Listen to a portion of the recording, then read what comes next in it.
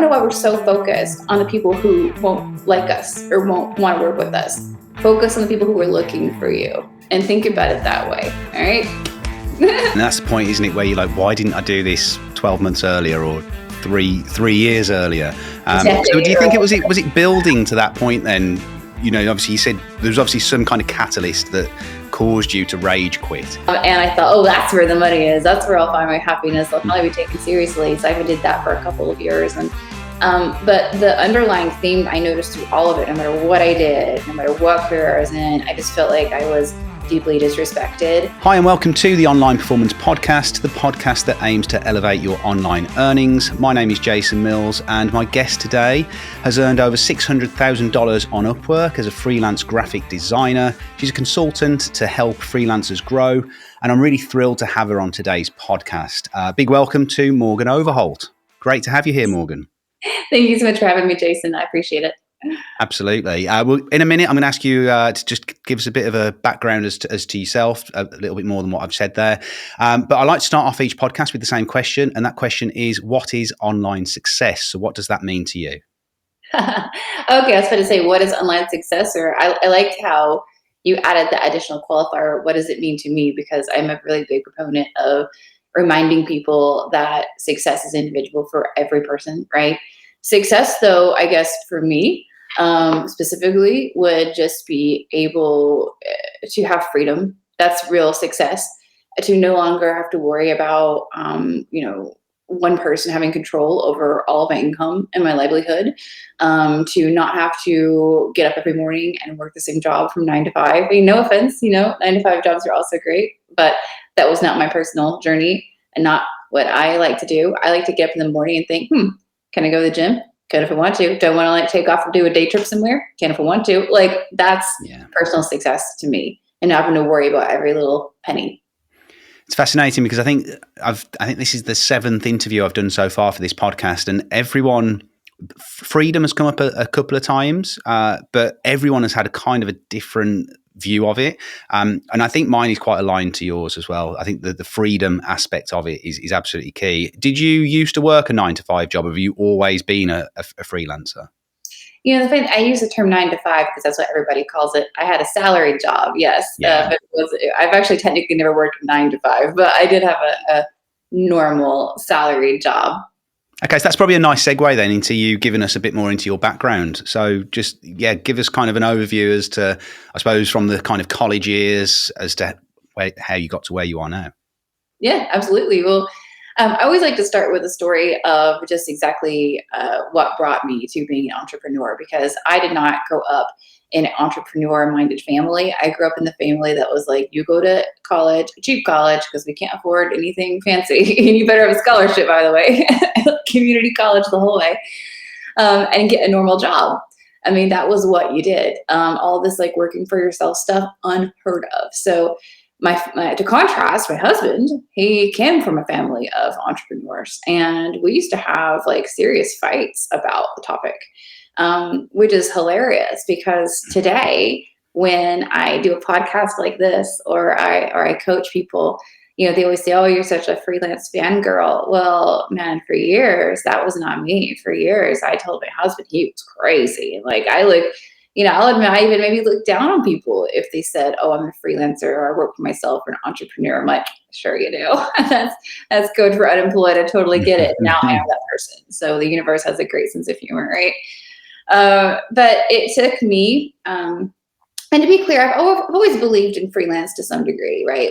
All through college and all through working that corporate job, I was always freelancing on the side, but I just always saw it as supplemental and rather than something I could rely on, which drove my husband insane because all he saw was potential. He's like, "Why are we sitting back just collecting these checks that you're not even barely trying for? What if you tried? We could, but anyway." And it took for me, it took honestly just getting so angry at my day job that I lost my mind one day. After years of torment and even trying to switch careers and switch companies and always blaming it on this or that or whatever, I finally kind of came to the realization that I wasn't going to thrive in that kind of environment. I'm too much of a lone wolf. I'm too ambitious, as my previous employer said, too ambitious, too bossy, perhaps, and one day I just had too much of it and I rage quit. I mean, I didn't do a 2-week notice or anything. I Wow. should have. I tell people not to. It's definitely a do as I say, not as I do situation. Don't rage quit. But I rage quit. I walked in, said, I'm out, bye, and never went back. Wow. So yeah, after rage quitting, I realized I had to make money, and of course, my husband always encouraged me to do the freelance thing, and I was making money at the time as a side hustle doing freelance. So I decided it was time to explore what if I started really relying on myself and building up that freelance business. And within about 3 months of rage quitting, I was able to replace that salary that I was making, equivalent, income to that salary I was making. And about 3 months after that, the 6-month mark, I had doubled it essentially. So, yeah, and regained my freedom. So it's a big deal to me. Yeah, and that's the point, isn't it? Where you're like, why didn't I do this 12 months earlier or three years earlier? So do you think was it building to that point then? Obviously you said there was obviously some kind of catalyst that caused you to rage quit, but you were already side hustling and freelancing and had some income coming in. So there Yep. was, but there was one kind of distinct thing that kind of pushed you over the edge. I mean, it was a slow buildup of a lot of things. At the time, like I'd mentioned, I had changed careers even a few times, trying to like find happiness. I am a designer by trade. I went to college for computer science and design, so that's what my degree is in. I had even switched to being a. This is going to sound crazy, but I was a designer for a home shopping type network. And so I had the opportunity to like audition to be an online or on TV, like on air Yeah. host. And I thought, oh, that's where the money is. That's where I'll find my happiness. I'll probably be taken seriously. So I even did that for a couple of years. And but the underlying theme I noticed through all of it, no matter what I did, no matter what career I was in, I just felt like I was deeply disrespected. And that my performance seemed to matter less, or I'm sorry, my performance mattered less than my ability to politic or my appearance, like especially when I had the TV job. I remember very distinctly one day I had this like record show, right? And in our network, it was all about meeting your goals and all that stuff. And I had like the biggest show I'd ever had there, like absolutely stellar. I mean, it's the kind of show that you're like, someone's gonna bring a trophy out to me. They're gonna be like, you're amazing, good job. And instead, the second I got off the air, I got a text that was like, we need to talk about your hair. I didn't like it today. And I'm just like I feel like my eye twitching. Yeah. So it was it was a buildup of those sorts of comments, Mm-hmm. and every time I did would reach my goals around performance in any career I had, I feel like the goalpost was just constantly being moved to some arbitrary number. So I got tired of it. One morning, it was just some of those antics. It just piled up a little bit too high, and it was just a straw that broke the camel's back. And I think a lot of us go through that, don't we? How you make that jump from employment to freelance, and they do say, don't they, that entrepreneurs make the worst employees. So Yeah. you potentially are an entrepreneur before you realise you're an entrepreneur. And I want to dig into that in a little bit and get into Morgan, the entrepreneur, and the mindset and kind of what it is that's made you successful since you made that jump. Because, like you said, I think, and again, the first goal for a lot of people is getting to that point, isn't it, where you replace your salary. And then obviously, like you said, you did that relatively quickly in 3 months. And then in another 3 months, you doubled it. So I want to dig into all of that. But I really want to start off by exploring your UpWork career, because that's where you've kind of had a lot of success. You've got this kind of big figure that you've earned on UpWork, just up through UpWork, which is pretty phenomenal, really, for one person. So I really want to dig into that. So can you, first of all, for anyone that's listening that doesn't know what UpWork is, there may well be people that don't, just give us a bit of an overview as to what it actually is and what it entails. at the risk of sounding like a marketing person, Upwork is the world's largest online marketplace for freelancers and professionals. It's not a job site. I want to make that really clear. I think it's a common misperception or incorrect perception, I'll say, about the platform, because it really is mostly geared toward freelancers. Like, I know that they have in recent years started doing more work to hire and that kind of stuff, just to kind of expand. But at its core, it's really built to be a place for clients who need to find specialized help, or perhaps part-time help, or temp help, or scalable help, whatever the case may be. People to fill holes in their staff, and freelancers who are looking, for gig-based work. So it's really kind of almost like a meeting place for those two things to happen. A lot of times I compare it to almost like a dating site, Yeah. Because there is a certain sort of transaction, a personal transaction that takes place, a certain matchmaking, if you will. And I think that's kind of the way to look at Upwork. But yeah, it was a really great asset for me. I also want to say, for everybody listening, just because I'm going to be talking a lot about Upwork in this podcast doesn't mean that it's like the end all be all. I personally tried a bunch of different platforms when I first started all of this, and I made some money on some, I made no money on others. It doesn't mean that any one is better than any other one. This just happened to be the one that really worked for me. So I don't be like, oh, I'm not going to try Fiverr anymore because Morgan said she made all her money on Upwork. I'm not going to do this. Try them all and see what works for you. Yeah, and I suppose Upwork is a place where there's a wide range of different services that are provided or that are advertised and searched on that platform.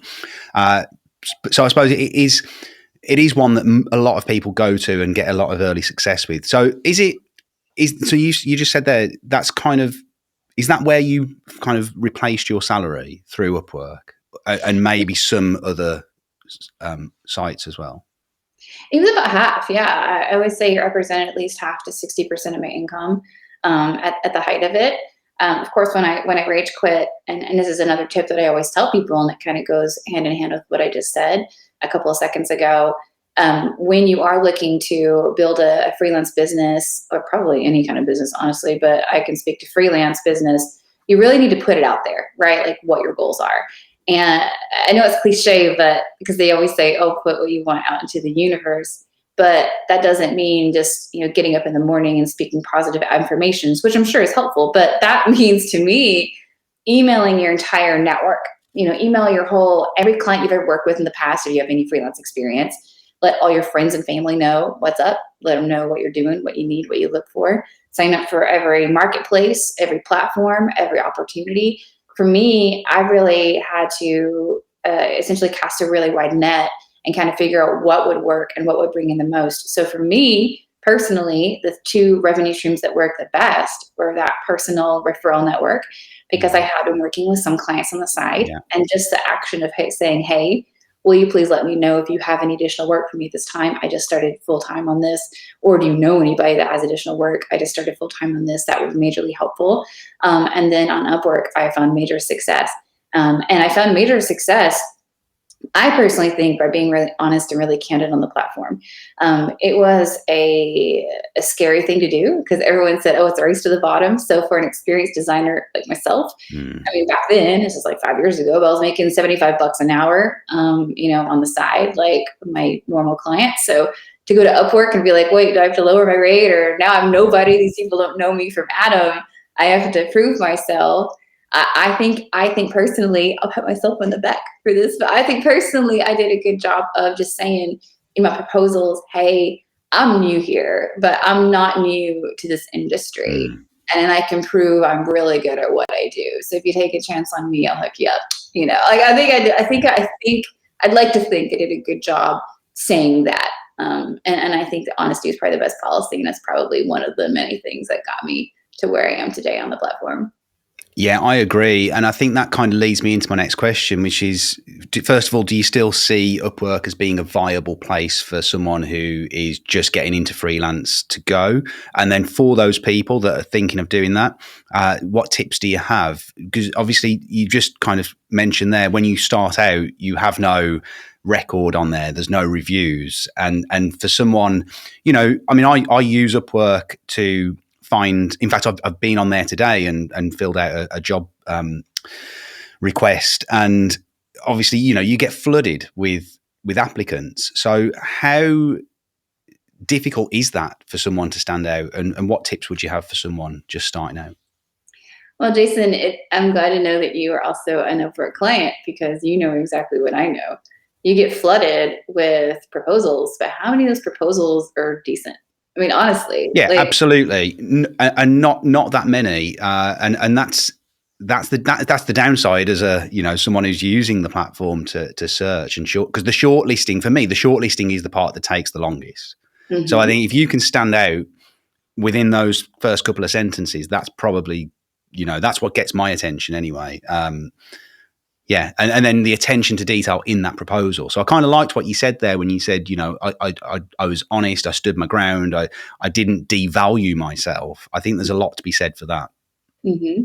And I think there's a lot to be, it's exactly what Jason just said. And I wanted to kind of make sure that, for everybody listening, that you heard that from both him and I, because I said the exact same thing. Like, when I'm a client on Upwork, and by the way, if you really want like a total hack here, and really kind of get like a feel for what these clients are looking for, be a client first, maybe even, Mm. or be a client really early on. It's really easy to add a client account onto your current freelancer account and just have them do some simple job on, or just think of something, whatever, even if Yeah. it's like just a fake job, not fake, like have them do something, but like go through the process, you know what I'm talking about? And you will see what we're seeing, because I'm seeing exactly what he just mentioned.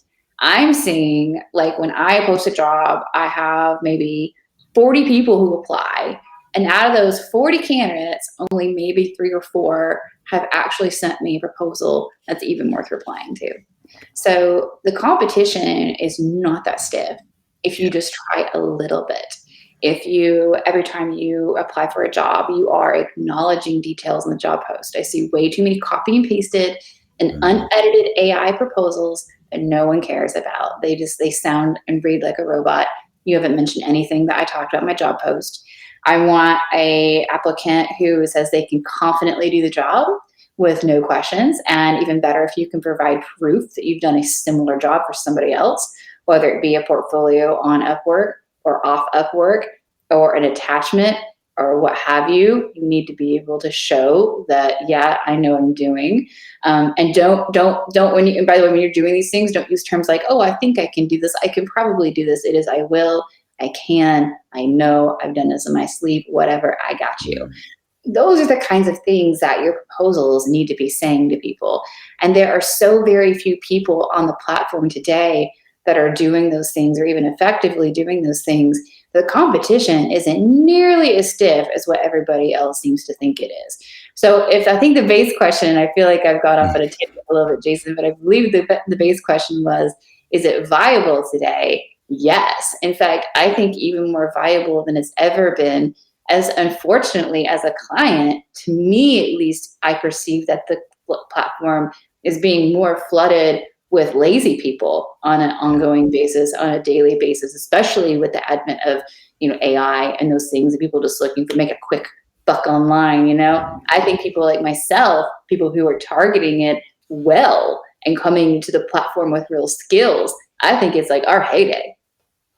Yeah, no, I agree. And those high quality applications really do stand out. They really do, like by a mile. So in those early days, did you spend a lot of time putting proposals together? I imagine you must have spent a good chunk of your day, doing that. Mhm. And Oh and, yeah. and and I suppose you still go to those lengths even though you have this incredible rating and record. I have to. That's the beauty.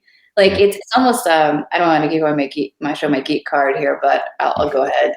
But I play a lot of like board games, and there's this type of board game called an engine builder, or even a deck builder, where you're putting in the groundwork really onto the game to like win the game in the end, and it gets easier as you go. Or if you want to speak on a very, very basic level, it's like owning, instead of owning Baltic, you own, Boardwalk. You're trying to put in all that legwork really early on in the game, so that the more times you go around the board, or like the more phases you get to in the game, it becomes easier. And all of a sudden, that your effort is making it has planted a seed that starts working for you over time. So yeah, it's a lot of effort in those early weeks. So if you ask me about how much effort I put into it back then, a ton. I mean, when I first joined Upwork, I was probably sending in at least 3 to 5 to sometimes more proposals every single day. And I changed my strategy up a little bit every time. If I wasn't seeing success, or if I did see success somewhere, I'll double down on that strategy and keep reiterating constantly until I found something that was kind of working for me, or an approach that was kind of working for me. And that's and that's one of the biggest mistakes that people are making, by the way, is that they treat Upwork like a passing New Year's resolution. I'm sure everybody. So we were recording this in early January, and I'm sure that there was like a lot of people this year who were like, "This is the year I'm going to start going to the gym," and like half of y'all are going to drop out. Like next week. I mean, not to like judge. I've been that person too in the past, but I think a lot of people kind of treat Upwork like that. They get on and they go to they apply for 3 or 4 jobs. They don't get any answers. And they're like, well, I don't have Upwork abs after like going 3 times. So like, this thing doesn't work. And it's like the same thing that all those people are like you wouldn't say that about going to the gym. You go for a week, you're not going to be a bodybuilder, right? You have to put real time and effort into that. But I promise it gets easier. Like, for instance, today, I turn down jobs more often than I accept them. I haven't had to apply for a job in over a year. In fact, half the time I leave my profile turned completely off and I still get invites somehow. Like, it's crazy how much easier it is. I'd have killed for that easiness or that level of ease back in the day. Yeah. So once you've done that kind of front loading, the platform does a lot of the heavy lifting for you, I guess. Yeah. A bit like YouTube, where you find the right audience, you get the followers and enough view time on your videos, and then it pushes your content out to more people. Upwork is working in a similar kind of way. And it's not just Upwork, by the way, because that's absolutely true what you just said. It is Upwork's algorithm, but additionally, it's your own engine that you built with your own Upwork clients. And this is something I feel like people don't even think about. Referral networks are so very strong, right? And I'm talking about like building a referral network like the old-fashioned way. And I'm talking about, the whole blog way. I'm sure there's a programmatic way to do it too. Great. But the way that I did it is that every time I finished a job on Upwork or in real life, I would always finish it out by saying 2 things. 1, please leave me a 5-star review. I didn't say leave me a good review, leave me a review, leave me a 5-star review, because it is pertinent to it's helped my ability to win future jobs and be successful on this platform. I put a little social pressure on them. But I also say, make sure to keep me in mind for future projects, or refer me to your friends if they have any similar needs.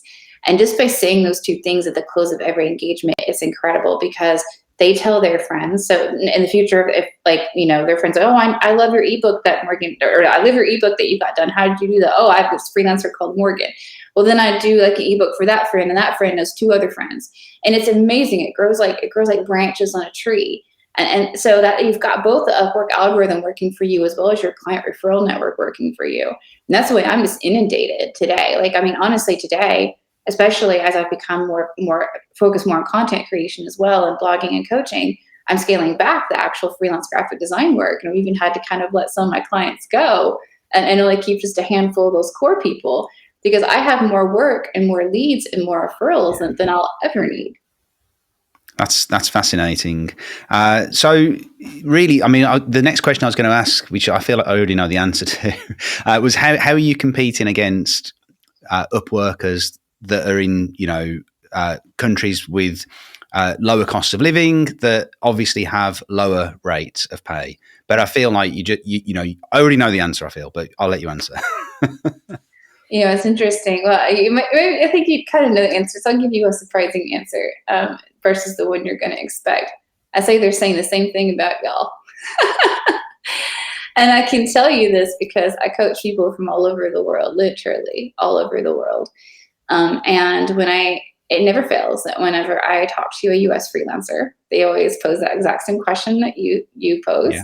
What about the people who are doing this for $10 in Nigeria? And when I speak to a Nigerian freelancer, they always say, what about the people who only want to hire US-based talent? Yeah. So it's just so funny to me that both groups are so concerned about one another. Both things can simultaneously exist. I've seen very successful US freelancers that charge $200 an hour in their respective niches or more.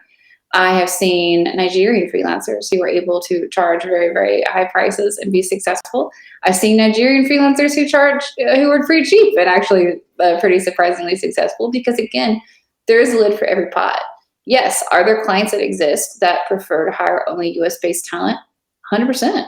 Are there clients who prefer just to hire a bunch of cheap labor? Yeah. And both things can be true. And I think that I think we're in a better place when we just focus on finding our clients and the people who are looking for us.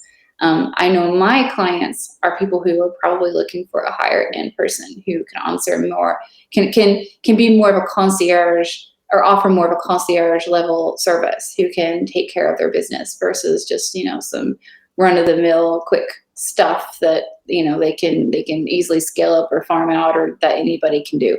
I know that's the kind of client that I'm looking for. So you spend more time thinking about, if you're listening to me today, you spend more time thinking about your clients versus all the other people that you wouldn't want to take on anyway. You don't, if you're a freelancer like me, you don't want those cheap clients. Let them hire whoever they want. Quit worrying about them. You worry about you and your stuff and your clients. Absolutely, yeah. I suppose everything you do, then you position yourself towards that ideal client, Yeah. and you probably have an avatar for what they would look like. Put, put, Go on. put it, I will say, think about it like almost in terms of your relationship, right?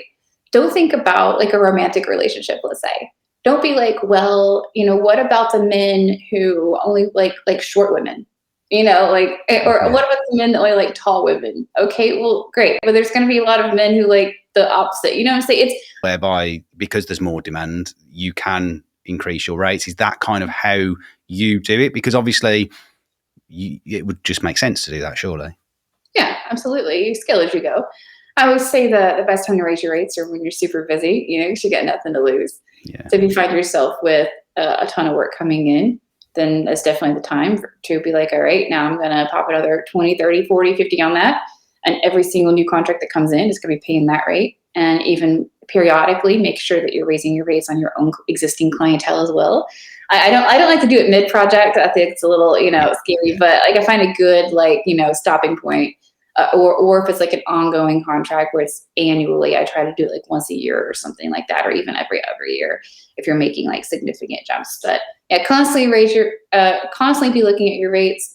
I always hear the classic sales guys say the following, and I think it's really true, that if you're getting too many yeses, it's probably a bad sign.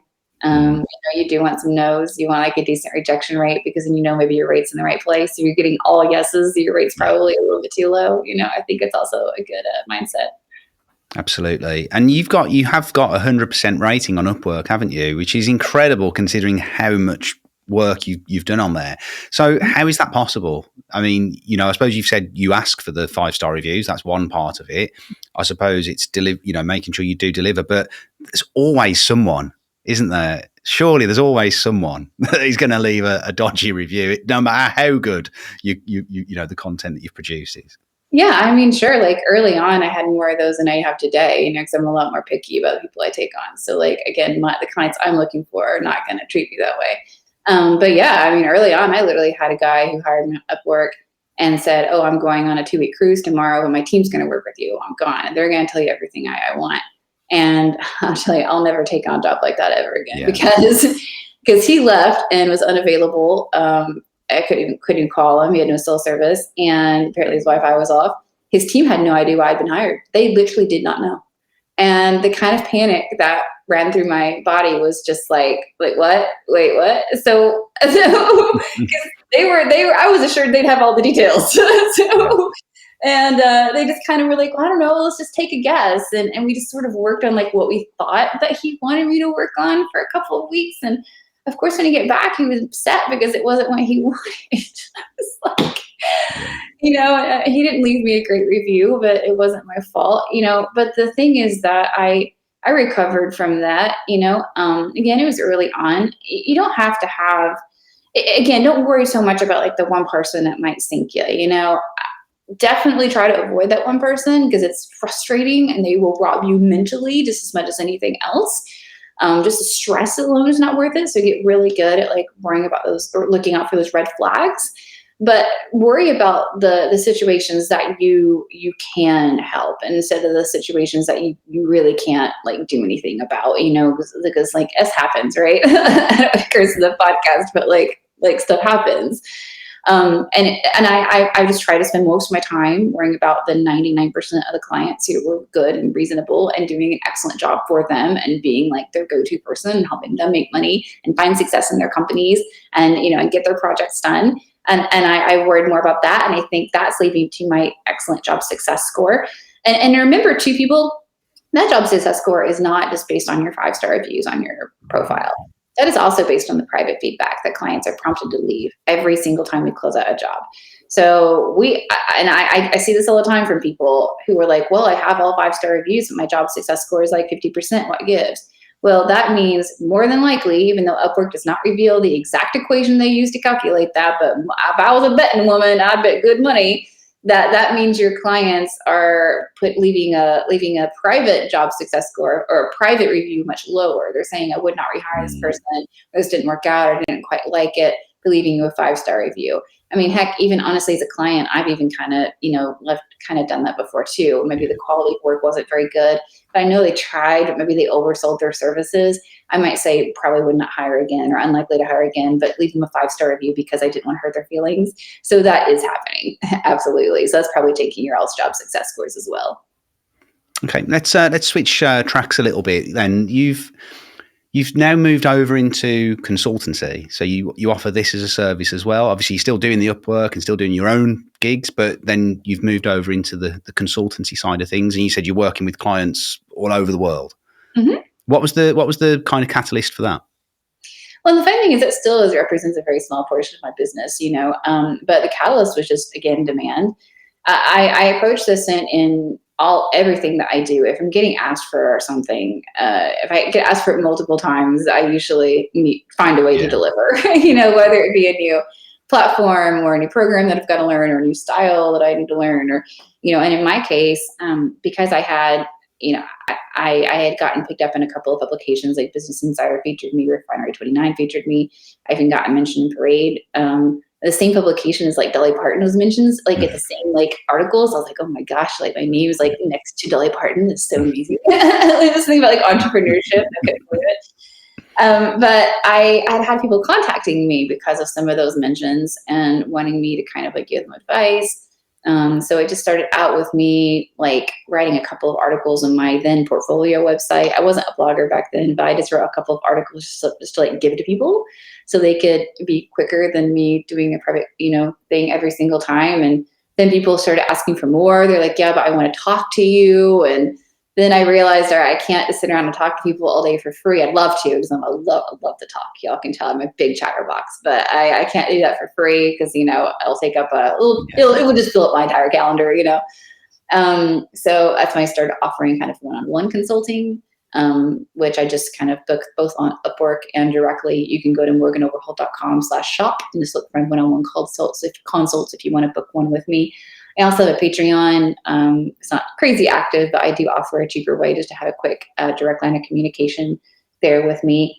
And then eventually that even led to my first and only Upwork course, which people kept asking for as well, which is a really nice midpoint between like, all right, maybe I don't want to pay for a full hour of consulting or it's a little about my budget. Here's a really cheap 40-minute course I could take on my lunch break and, superpower my proposals and my Upwork strategies. So I offered that as well. Speaking of which, I don't know if it's let's plug it. Let's plug it. We've got a little offer here, haven't we?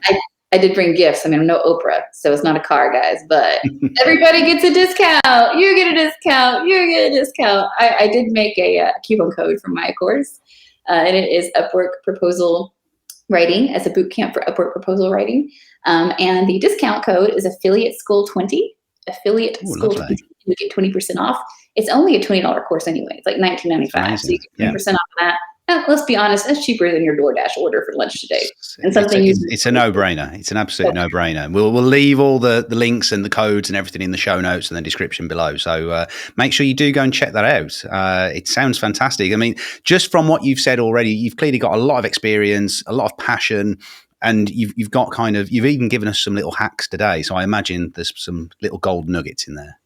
Oh yeah, my favorite part of the course is I do exactly what we just talked about earlier. I actually post a job on Upwork, and then I take screenshots of that job and a lot of the applications I receive. So you can see the kinds of proposals, what a proposal looks like from the client end, like how a client's going through proposals, mistakes people are making. So it's really kind of like a behind the scenes look. So if you don't have time or patience to create your own client account, it's a cool way to kind of see behind the scenes.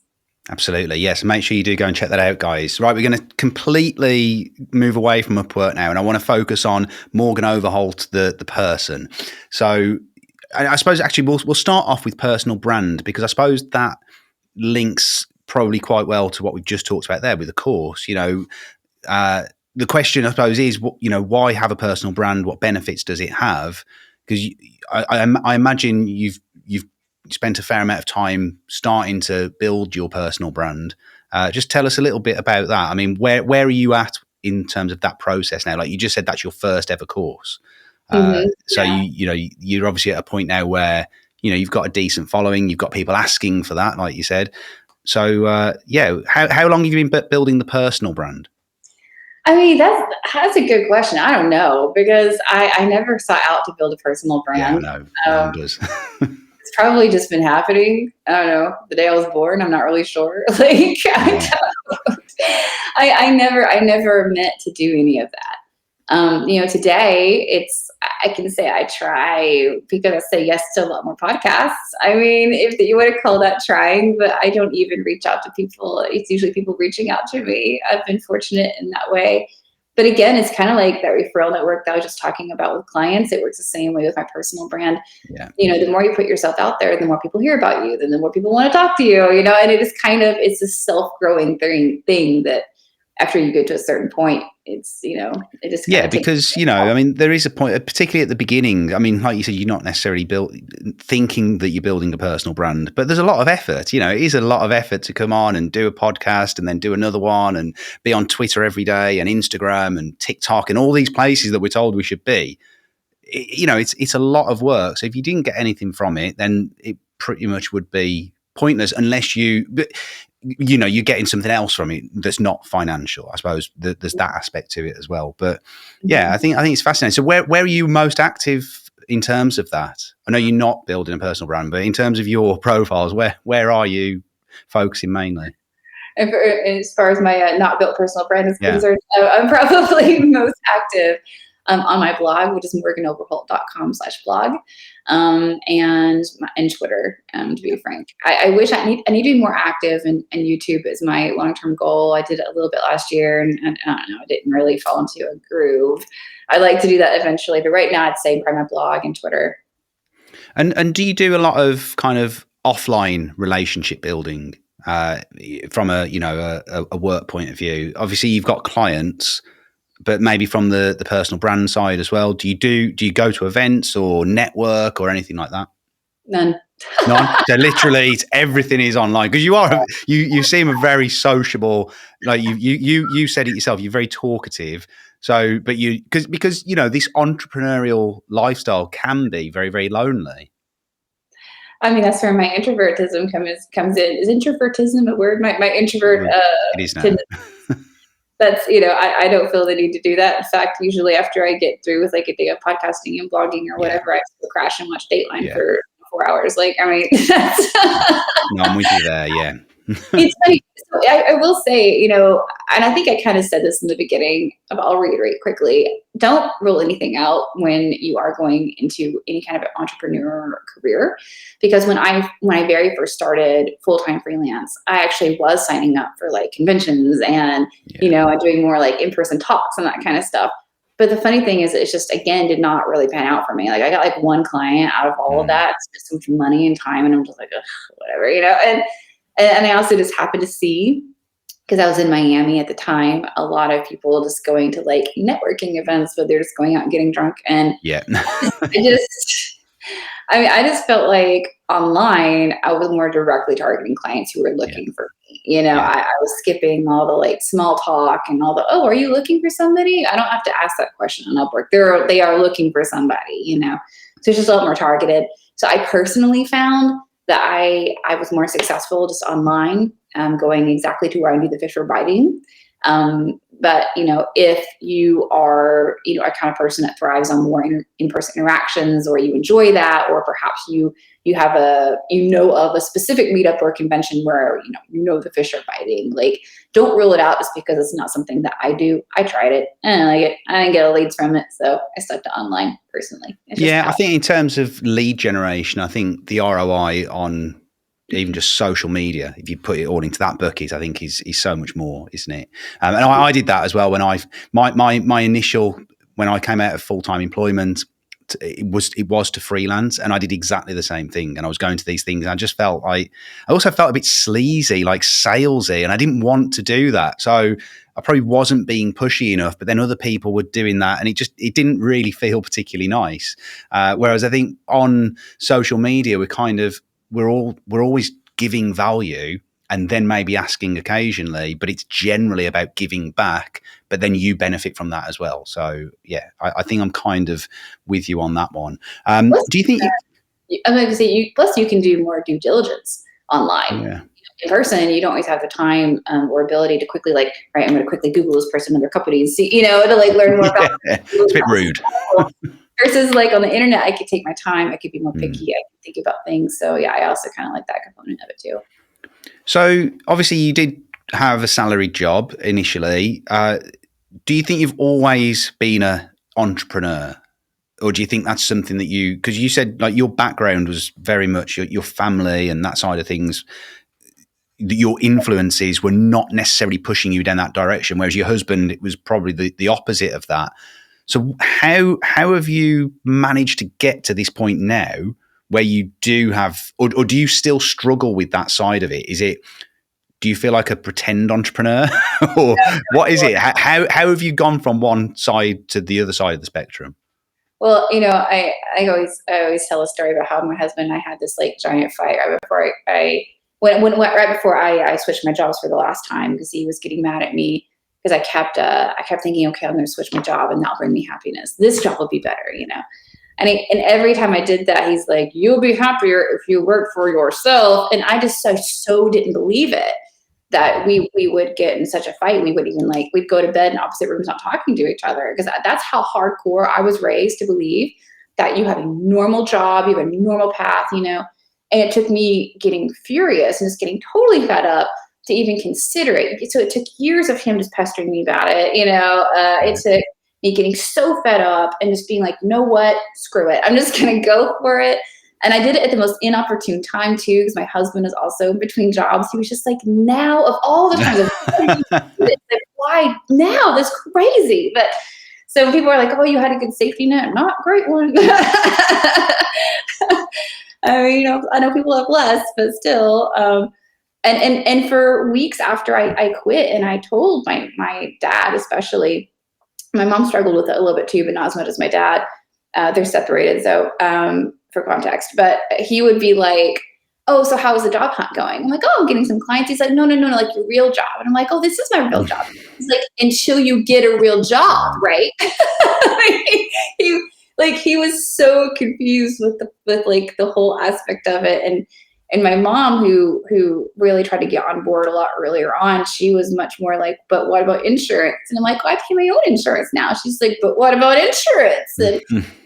And that's been the hardest struggle. I think even still today, it blows her mind a little bit, because we have those golden handcuffs, people call it. We have all those like benefits and stuff. But the way I finally had to describe it to like her, for instance, and even some of my other friends, is saying, hey, look, I make double, if not triple, what I used to in my salary position, depending on the year. And I sure, I pay a little bit more for insurance or my medical stuff or whatever, but who cares? Was it better to have, a couple $100 discount on your medical insurance because you're going through an employer, and say goodbye to the extra $100,000 you're going to make as an entrepreneur? The math doesn't math there. I'd rather make a ton of money. I don't need the discount on medical insurance. I'll just pay for it. It's fine. Yeah, absolutely. No, I think, yeah, I mean, it's a slightly different situation, I suppose, in the UK in that regard, but there's always something, whether it's pension or, in the US, I think it's the 401k, there's always something, isn't there? So, So okay, so how about AI? You mentioned AI earlier? Has that kind of raised its head in terms of what you do? Has it changed the way in which you work? Do you use it from a work point of view or from a proposal point of view? I'm guessing not from proposal. I don't personally. I've heard people say that for proposals specifically, I've heard people say they have been quite successful with that. In fact, I even say this every time I talk about it, and I say it in my course too. I think AI chatbots specifically have their place in proposal writing. They are specifically helpful if maybe English is not your first language, or whatever language you're bidding in is not your first language. It can help you out with that a little bit. Mm. Grammarly also works. That was before chatbots were popular and it's free. But be really careful if you are going that route to customize your proposals, because right now as a client, I'm just seeing a lot of really canned stuff that sounds exactly the same on Upwork.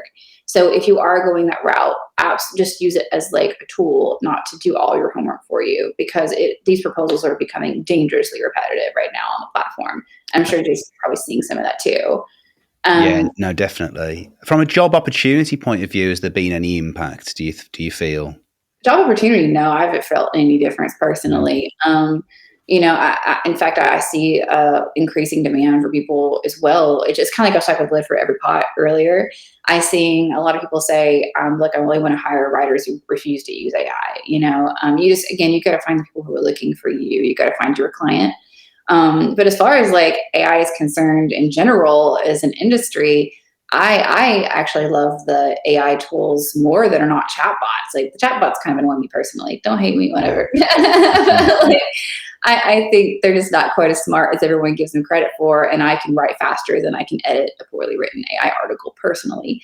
But I actually am really into like the Photoshop generative AI tools. Yeah, Like I like those that. are just Yeah. rocking my world right now, and like what some of the folks over at Midjourney are able to do, and Firefly, and like those image generators, that's like amazing. And that's really improved my workflow. And my clients just think I literally perform magic now. I mean, it's pretty cool. So like that's awesome. So I'm a fan of AI as an industry. I think we pay too much attention to the chatbots and act like until a chatbot existed, AI didn't exist, and that's all it means. So, don't, as I would say AI is great, adopt it, but don't treat it as like a shortcut to your homework. There are no real shortcuts in this world. You still got to add that human touch to it, and also don't be afraid of it either. Again, you're going to find that lid for your pot and vice versa. Yeah, no, absolutely.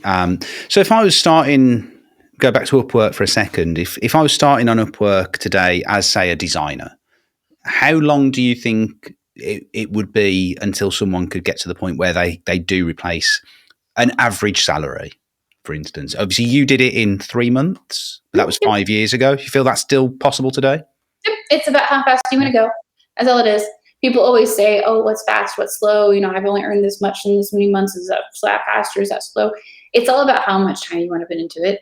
But yeah, I mean, I'd say still today, if you put in the kind of time I was putting into it, and I treated proposals and client acquisition like it was my full time job. I mean, that's what I did with my time. I didn't sit around and panic with the time. I got up every morning at roughly the same time. I sat down on my computer. I tried to find jobs. I Yeah. researched how other people were finding jobs. That I was my think full-time job. absolutely. I think obviously you were in that position where you had to do it, and I think there's something to be said for maybe putting yourself in that position. We're not saying rage quit or hand your notice in with no Yeah, backup. We're definitely not advising that. But if you do find yourself in that position and you've got a little bit of a buffer, then I feel there's a certain element of, yes, I have to get up every morning and do this, and it kind of forces your hand. And as long as you're probably taking those right steps and doing things correctly, then you're probably going to do okay. I feel that you have to, don't you? I suppose so. So where do you see yourself going next? Like, what's the end game for Morgan? How far do you want to kind of take your online ventures? World domination? yeah, of course. No, it's funny. I'll bring this totally full circle, just to bring it all the way back around to put a nice little bow on it. But I've always defined success as freedom, and being able to do my own thing on my own time. And I certainly spent several years hustling. Right, I feel like I hustled in my career and stressed myself out, and I felt like I I hustled in those early days on the freelance and stressed myself out. And now I want to be a lazy freelancer. I just want to work with just my favorite clients Yeah. who are super easy to work with and just be a great freelancer for them. And I want to just blog when I feel like it. And, and that's the life I want to lead. I just want to get up when I want to most mornings, unless I got a podcast interview, or like something. It's my second one today. So, but that's what I want. I want to double down on that freedom. Focus more on my health, my mental health, my physical health. I'm going to the gym every day finally again, for the first time. This past year, I've like gone almost every single day. It's like big for me. I'm not a gym person, but so that's what I want actually. And I feel like it's probably going to be a different answer than most people on this podcast. I think it's fascinating. I think, Yeah. Yeah, absolutely. I think it is different for everyone. And I think there are so many crossovers, particularly with health and money and lifestyle, all of those things. And it is for me as well. It's all about balance. And I think, I think you'd be surprised actually at the answers we've had to that question. It has been slightly different from everyone, but more people than not are kind of going, not necessarily with I want to get to this level of income and then just stop, because that potentially is not healthy as well. So I think that's a really interesting answer that you've given there. We'll start to wrap things up. One of my questions that I wanted to ask you is, do you think everyone is suited to working online, or are there potentially people that, because I feel like from what you said, I suppose design it doesn't have to be online.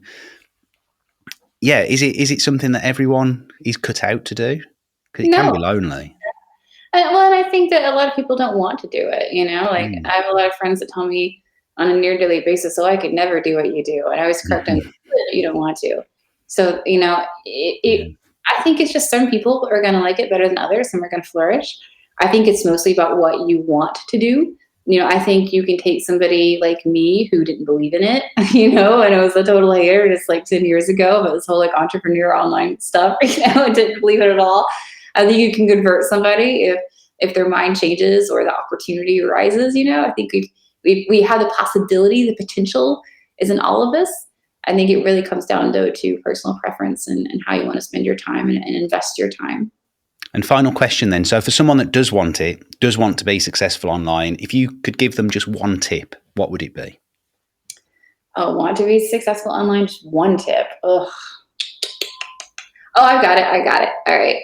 My one tip would be to tune out all the people who are telling you all the reasons you can't do something, because those people have probably failed.